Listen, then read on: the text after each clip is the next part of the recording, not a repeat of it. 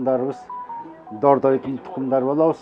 Дордой атабыз азык уруусунан, Байгучук азык уруусунан болобуз. Дордой атабыздын 9 эркек баласы болгон экен. Мына бул жерде жазылып турат эмелери, китепте бар.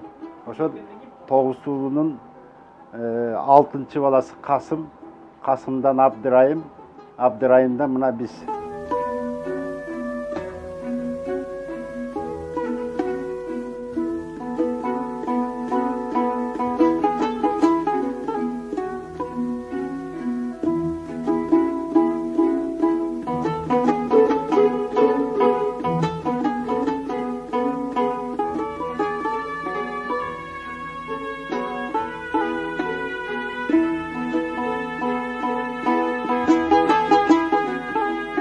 Касымов Абдырайым атабыз 1925-жылы 1-майда Алтын Чөйчөк ат башыда Каракоюн айылында жарык дүйнөгө келген. Апабыз Ысак кызы Төлөбүбү 1926-жылы 2-майда ушул эле райондо Кара Суу айылында туулган. Биздин атабыздын атасы чоң атабыз Касымдын түшкөн сүрөттөрү жок болгондуктан жашап өткөн өмүрү ушул күнгө чейин оозон оозго өтүп, тууган урук эл арасында айтылып келет. Чоң атабыз Касымды байдын баласы деп үйүн, мал жайын тартып алышып, 1932-жылы кулакка тартышкан экен. Бирок 3 жылдын аралыгында Томский, Чайинский деген жерде түрмөдө отуруп кутулуп келген дешет. Абакта жүргөндө устачылыкты, чокой жасаганды үйрөнүптүр. Ал жактан келгенде аялы Турсун каза болуп калыптыр. Атабыз Абдырайым 10-11 жаш кезинде Зулайка эжебиз экөө Мамбетаалы деген инесинин үйүндө жашашкан экен. Тилекке каршы Мамбетаалы атабыз каза болуп калганда өмүрлүк жары Алый апабыз жесир калыптыр. Ошондо туугандар чогулуп, Алый апаны Касымга баш байлашып үйлөнтүп коюшат. Чоң атабыз ошентип ат башы суусунун боюндагы Чеч дөбөнүн жанына үй салып, жашоосун жакшы бир нукта улайт. 1938-жылы Абдыраалы иниси төрөлөт. Соода сатык кылган Касым Кашкарга аласа бересеси менен эсептешкени ат менен барып келчү экен. Ал жактан келип, күндөрдүн бир күнүндө кийим-кечек, тамак-аш, мата кездемелерди, кант шекерлерди алып келген кезде аны эл душманы деп НКВДдан келген кишилер түн ичинде кармап кетишкен экен. Бишкектин түрмөсүнө камап 1938-жылы азыркы Кой Таш айылындагы кыргыз элинин көптөгөн кыраандары атылган жерде, Атабейит турган жерде атылган экен. Абдырайым атабыз томолок жетим болуп, көрбөгөн азабы калбайт. Эжеси Зулайканы кийин күйөөгө беришет. Тамак-аш жок, нан жок, талаада машак, тезек терип күн көрүшкөн экен. Атабызды кулактын баласысың деп мектепке да албай, керек болсо жакын жолотушпай койгон дешет. Чытырбаев деген мугалим көрүп, Абдырайым атабыздын окууга дилгир, чыйрак экендигин баамдап, Мамбеталиев деген агасына каттатып мектепке окуткан экен. Ошентип элдин башына түшкөн Каргашалуу атамекендик согушта башталат.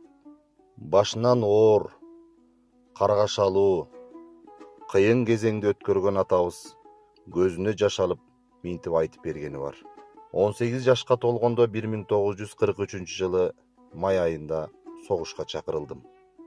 Ошондо ат башыдан Пишпекке чейин согушка чакырылган бардык жаш, улан дебей, кары дебей, баарыбыз тең жөө бардык. Кандуу согушка катышып, көп айылдарды, шаарларды басып өттүк. Белоруссияда Минск шаарын фашисттерден бошотууга катыштык. Согуш учурунда колума ок тийип, жаракат алып, госпиталда жаттым.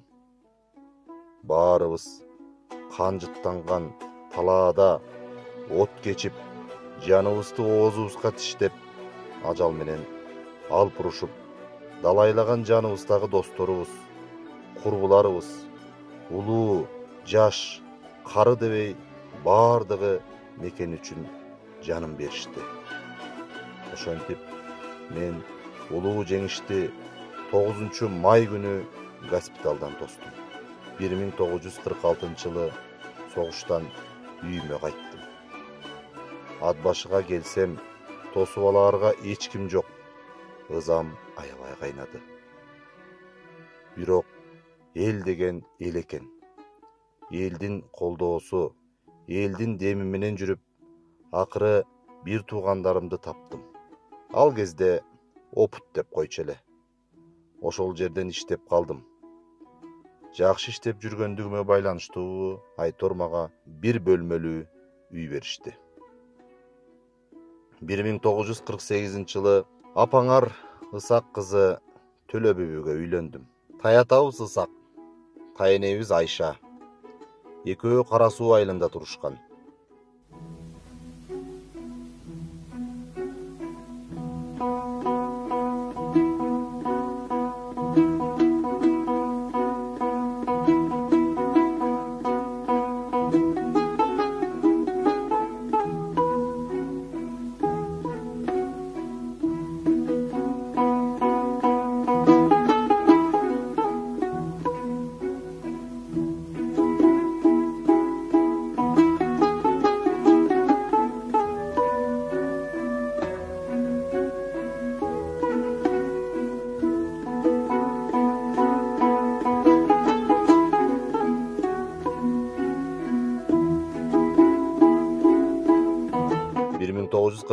Жылы улуу кызы Гүлзина төрөлөт. Андан соң Кадырбек, Акылбек, Гүлина, Гүлира жана Калысбек аттуу көп балалуу болушат.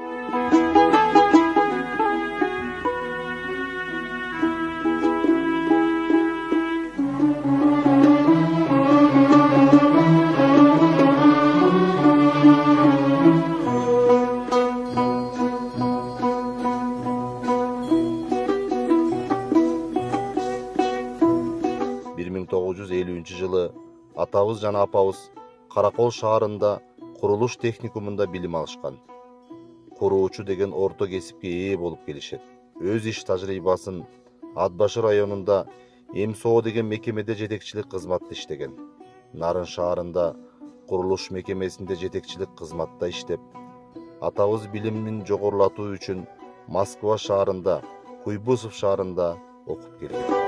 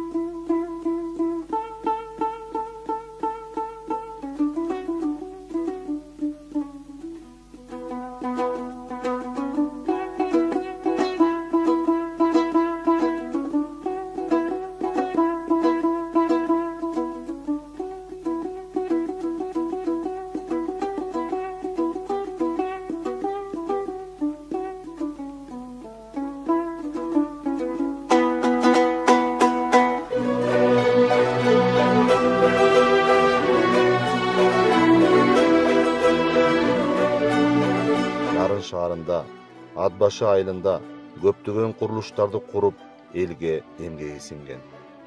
Эмгеги бааланып, көптөгөн сыйлыктардын ээси болуп, атабыз кадыр барктуу эл сүймөнчүлүгүнө ээ болгондугу баарыбызды кубандырат жана сүйүндүрөт.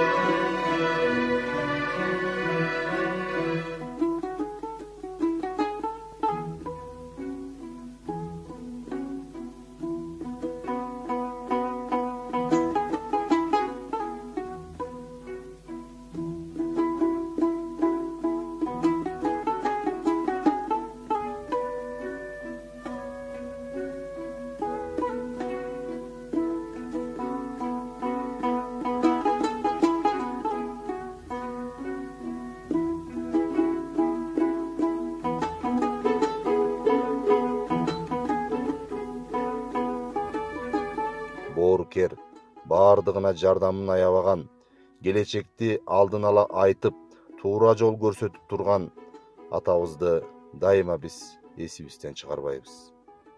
Балдарына билим алууга чоң эмгегин жумшады, үйлөнтүп жайлантып, өздөрүн тууруна кондурду. Ата, апа, биз силерди эч качан унутпайбыз. Жүрөгүбүздүн түбүндө ар дайым эскеребиз. Жаткан жериңер жайлуу, Кудайым бейиштен оорун берсин.